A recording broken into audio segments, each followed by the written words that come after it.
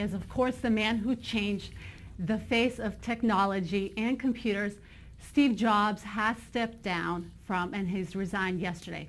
So Silicon Valley legend Steve Jobs, he offered his resignation yesterday. Of course, he's been sick for some time now, since January, where he took a leave of absence from the company, a medical leave of absence from the company.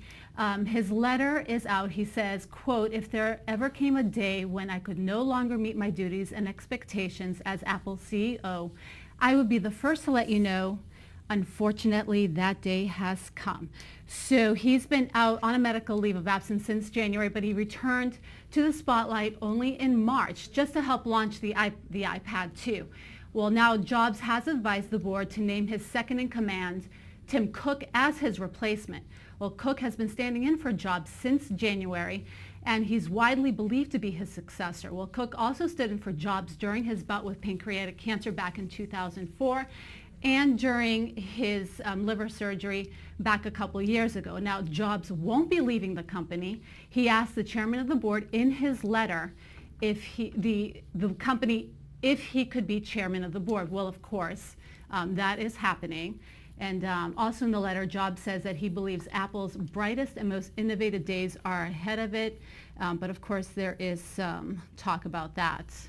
I was going to say, I think the most important thing that he said there is that the innovative days are ahead of him, because that's what a lot of people are questioning and saying, well, Steve Jobs, he's the innovator. He's the guy that really started this entire thing, got it all going, and kind of tried to get it to another level. So when you say the innovation part of it, well, with him gone, is that the part that's going to proceed? So he's still on the board of directors. Let's be serious here. If he doesn't like the way things are going, he's immediately going to say, hey guys, well, let's kind of get things figured out. But the thing that it's interesting about is that I want to talk about right now happens to be the stocks. The aspect of the stocks, the APPL is what it is on the NASDAQ. Take a look at what happened. All right, people are going to look and say, all right, well, there was a little bit of a drop-off after the announcement came. But what I really want you guys to take a look at is look back the days prior. You could see what happened beforehand. The stocks were trading much, much lower. So there was actually an increase in the stocks just hours before Steve Jobs decided to resign and step down. So when you look and see what took place over this past week, when all is said and done, the stock is actually trading higher than it was at the beginning of the week. So when people are saying, well, it dropped 5%, it dropped 6%, it dropped 7% after the announcement came, well, yes, that is true. However, it is still trading higher, which just shows right now the market itself is just a crapshoot. But I want to take it a step further, and I want to go into what other people are saying about it, as far as some of the different, the JP Morgans of the world, the Morgan Stanleys of the world.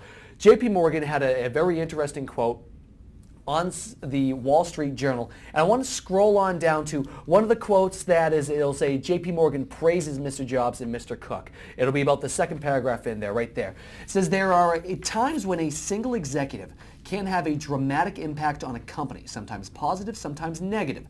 The key is whether the impact is ephemeral or lasting. In the case of Steve Jobs, it was not about cost-cutting or exiting businesses. Mr. Jobs' second term as Apple CEO drove a stunning recovery and then rise to dominance by constructing a world of mobile devices and content ubiquity. We think the impact from Steve Jobs is lasting, cementing Apple's role in the digital age. As COO, Mr. Cook has been an integral to driving the company's unprecedented revenue and earnings growth phase, limiting disruptions to the operations. We expect his knowledge of Apple and its rigid product cycles, supply chain, and partners to result in little change to the go-to-market strategy. The Pulse Network. It's social TV.